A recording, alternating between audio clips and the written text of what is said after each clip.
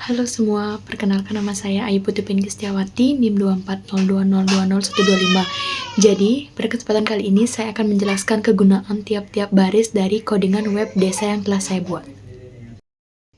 Oke, lanjut kita ke indeks HTML. Nah, di indeks HTML ini ada doctype HTML, deklarasi tipe dokumen yang menunjukkan bahwa ini adalah dokumen HTML5 atau HTML. HTML lang sama dengan ID, yaitu membuka elemen HTML dengan atribut lang ID. Nah, ini menunjukkan bahwa tipe dokumen ini, bahasa tipe dokumen ini yaitu bahasa Indonesia. Nah, selanjutnya itu adalah bagian header. Header ini berisi metadata dokumen seperti judul, charset, dan link ke file CSS. Selanjutnya itu ada meta charset UTF-8, menunjukkan karakter encoding yang digunakan yaitu dokumen UTF-8. Encoding yang digunakan dokumen yaitu UTF-8. Selanjutnya itu meta name, viewport, dan lain-lain itu mengatur agar tampilan halaman sesuai dengan ukuran layar perangkat atau responsif. Nah, yang ini navbar dengan background. Ini menentukan judul dokumen yang ditampilkan di tab browser. Yang selanjutnya itu ada link rel menghubungkan dokumen HTML dengan file CSS eksternal bernama style CSS untuk mengatur gaya tampilan. Istilahnya nge-link in. Selanjutnya itu ada bagian body. Bagian body ini membuka elemen dokumen tempat konten utama diletakkan. Yang ini ada nav class atau navbar, membuka elemen navigasi dengan kelas navbar. Selanjutnya itu ada ul class atau navbar links, membuka elemen daftar tak berurutan untuk menampung tautan navigasi dengan kelas navbar links. Selanjutnya itu ada ahref objek HTML, objek wisata, ahref kotak HTML, ahref login PHP atau logout. Nah, setiap baris elemen daftar li yang berisi tautan ahref menentukan tujuan tautan seperti indeks HTML ke halaman beranda, objek HTML ke halaman objek wisata, kontak HTML ke halaman kontak, login PHP ke logout ke halaman logout atau menggunakan file PHP. Nah, selanjutnya itu ada selamat datang di Taman Swekasada. Itu menggunakan H1 itu sebagai judul. Nah, di sini ada BR2 ini memberikan 2 garis kosong jarak antara elemen. Kayak 2 spasi gitu. Nah, di sini ada div kelas deskripsi, membuka elemen div dengan kelas deskripsi. Ini kan ada deskripsi Taman Swekasadanya nih. Nah, selanjutnya itu ada elemen P berisi deskripsi dan lain-lain. Lanjut saja ke bagian footer. Footer ini berisi simbol copyright dan nama Ayu Pinky _ nama IG Instagram Ayu Pinky _. Nah, lanjut ke HTML, menutup HTML utama. Kita lanjut ke kontak CSS. Nah, pada bagian kontak CSS ini ada reset dan dasar styling. Jadi kalau misalkan mau di styling HTML-nya bisa di CSS agar lebih bervariasi, bervariatif, dan lain-lain. Lalu di sini ada margin kosong, menghapus margin bawaan dari elemen body. Nah, ini tuh menghapus margin bawaannya agar tidak ada bawaannya. Gimana sih? Ya, seperti itu. Ada font family Arial sans serif, mengatur font utama halaman ke Arial atau fallback ke sans serif jika Arial tidak tersedia. Kalau tidak tersedia. Selanjutnya itu ada background image, memberikan latar belakang kombinasi gradien transparan dan gambar. Background size atau cover, memastikan gambar menutupi seluruh elemen navbar, jadi agar tidak ada yang terlihat, agar tertutup semuanya. Selanjutnya ada height 700px, menentukan tingginya navbar. Height itu menentukan tingginya navbar. Padding itu menambahkan ruang di dalam elemen navbar, jadi ditambahkan ruang-ruang yang ada di dalam elemen navbar. Display itu menggunakan flexbox untuk pengaturan tata letak. Position relatif, memberikan posisi relatif untuk memungkinkan penempatan elemen anak secara absolut. Selanjutnya itu ada just type content right, mengatur konten navbar ke sisi kanan. Jadi kalau misalkan kita nggak pakai itu, konten navbar kita tuh berada di sebelah kiri, tidak bisa ke kanan, ke tengah, ke kanan banget. Gimana sih maksudnya? Kayak misalkan ini tuh tulisan kita di kiri, nah kita mau tuh tulisannya di tengah, jadi itu mengatur konten agar tulisannya ke kanan gitu. Selanjutnya ada position absolute, menempatkan elemen relatif terhadap elemen induknya. Terus top dan right, menentukan jarak posisi elemen dari atas dan kanan, dari atas dan sebelah kanan. Font size 65px, mengatur ukuran font. Ya biasalah mengatur ukuran fontnya 65. Font yang aku pakai itu 65. Color white, warna teks menjadi warna putih. Nah, selanjutnya itu ada menu navigasi.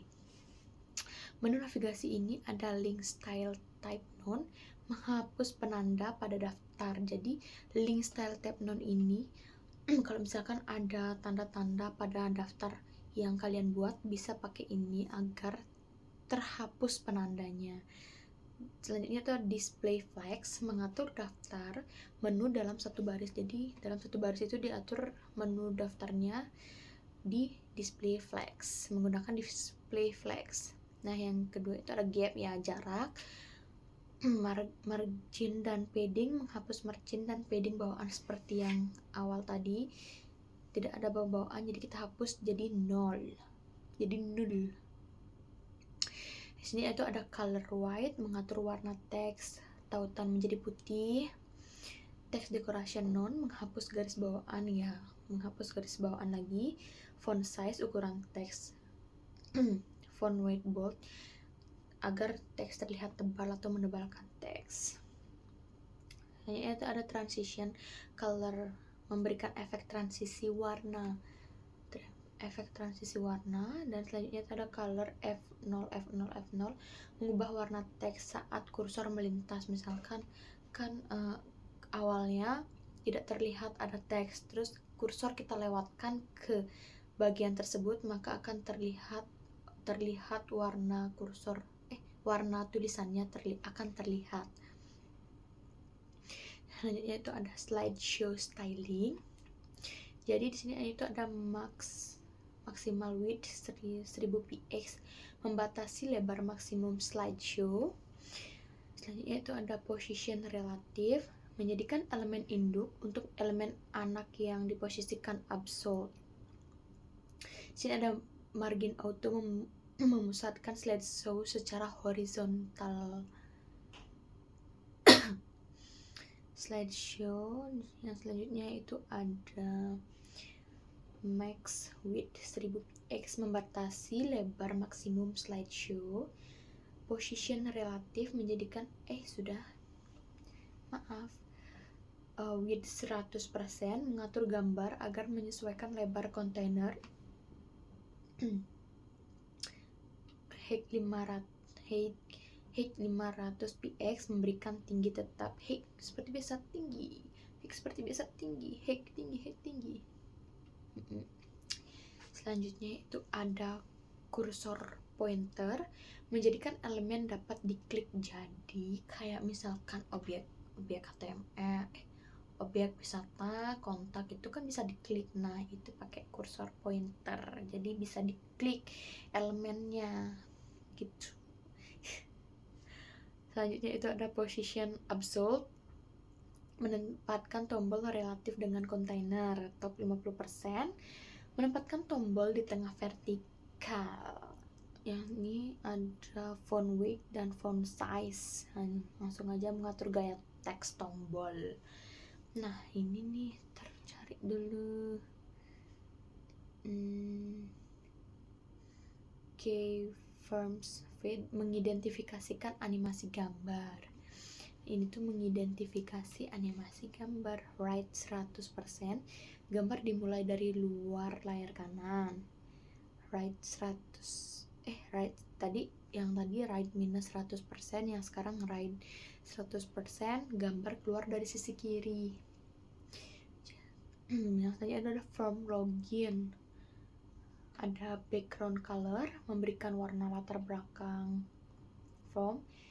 Padding, memberikan ruang. Border radius, membuat sudut form melengkung. Box shadow, memberikan efek bayangan. Ada bayangmu, maaf. Langsung saja ke footer. Nah, sini ada footer. Yang pertama ada padding 5px, memberikan ruang dalam elemen. Padding itu memberikan ruang. Background color, memberikan warna latar belakang. Text elegant center, memusatkan teks. Jadi kita lanjut ke login PHP. Nah, pada login PHP ini kita mengisi database. Jadi database yang misalkan kayak ada, kita buat suatu website, terus nanti websitenya itu akan ada di database kita. Ya, maksudnya ya seperti itu. Aja langsung ke login PHP. Jadi yang di sini ada koneksi ke database dan pengolahan formulir login. Nah, di sini yang pertama itu adalah include DB PHP, menghubungkan ke database. Jadi include DB PHP digunakan untuk menyertakan file DB PHP yang berisi pengaturan koneksi ke database. Nah, ini memastikan bahwa kode ini dapat berinteraksi dengan database. Jadi satu kesatuan, berinteraksi, berkolaborasi, berelaborasi. Nah, di sini ada if server bla bla bla bla bla. Ini mengecek apakah metode permintaan HTTP adalah POST.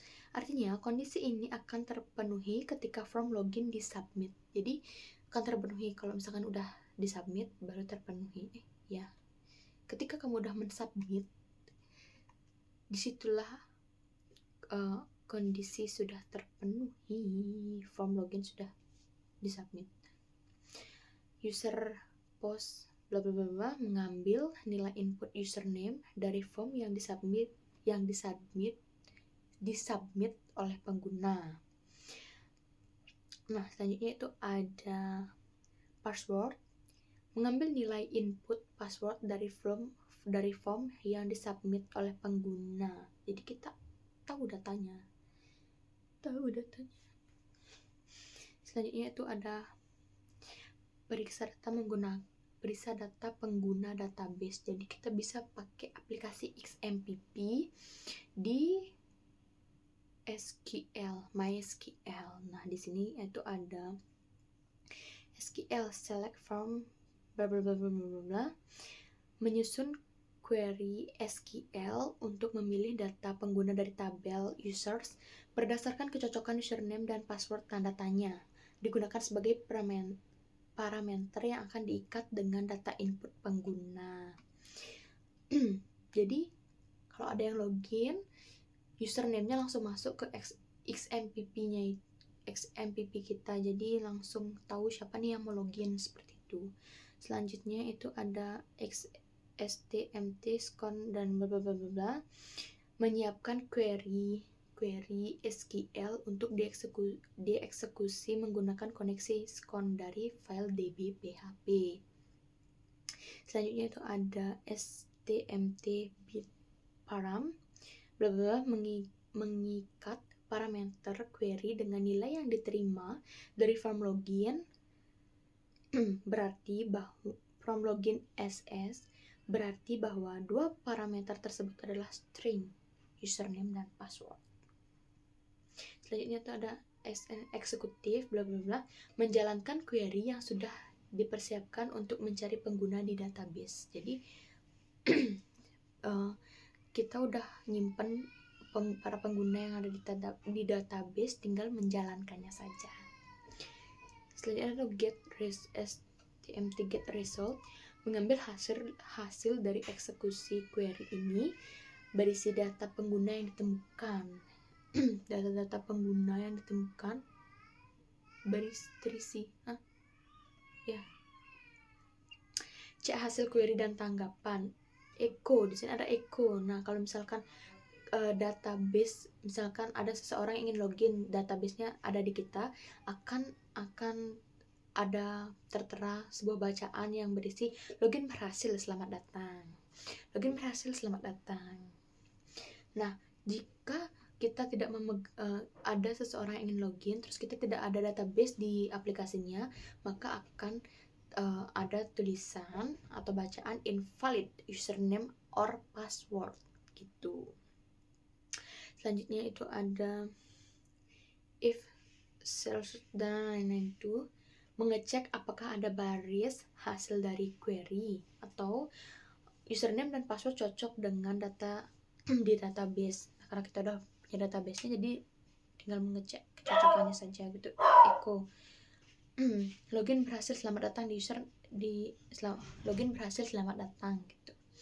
Menampilkan pesan selamat datang kalau loginnya berhasil dan password username-nya benar. Login berhasil, yaitu selanjutnya ada header. Setelah login berhasil, halaman akan diarahkan. Nah, setelah kamu klik login, loginnya berhasil, diarahkan ke indeks HTML. Selanjutnya itu ada else, jika username atau password tidak cocok, dia akan menampilkan pesan seperti yang saya tadi bilang, invalid password or username. Nah, yang ini ada container ini dia yang dipakai, echo div class login container invalid username or password, menampilkan pesan. Nah, ini yang menampilkan pesan kesalahan pada elemen div class login container. Selanjutnya itu ada SSTMT close, menutup statement prepared query setelah selesai dieksekusi. Nah, ada SCON close, menutup koneksi ke database setelah selesai digunakan. Nah, ini ada formulir doctype. Ada doctype HTML mendeklarasikan seperti yang tadi saya awal bilang. Lalu ada membuat formulir depan method post. Nah, jadi kesimpulannya itu adalah kode ini menangani proses login pengguna ketika pengguna mengisi formulir dan menekan tombol login. Data dikirimkan menggunakan metode post ke file login PHP. Dalam PHP, data tersebut dicocokkan dengan entry di database menggunakan query SQL yang aman dengan prepare statements. Jika data cocok, pengguna akan dialihkan ke halaman indeks HTML. Jika tidak, pesan kesalahan akan ditampilkan halaman HTML, juga menyediakan form login dan tutorial untuk registrasi. Jadi seperti yang saya bilang, kalau misalkan database tidak ada di sini di web saya, tidak ada database kalian, maka kalian tidak akan bisa login dan akan muncul bacaan invalid username atau password. Nah, jadi jika database kalian berada di sini, kalian bisa login dan bisa melihat website desa wisata yang saya buat begitu. Lalu ada register PHP hampir sama juga sama login PHP. Dan selanjutnya itu ada DB PHP. Nah, di DB ini hampir sama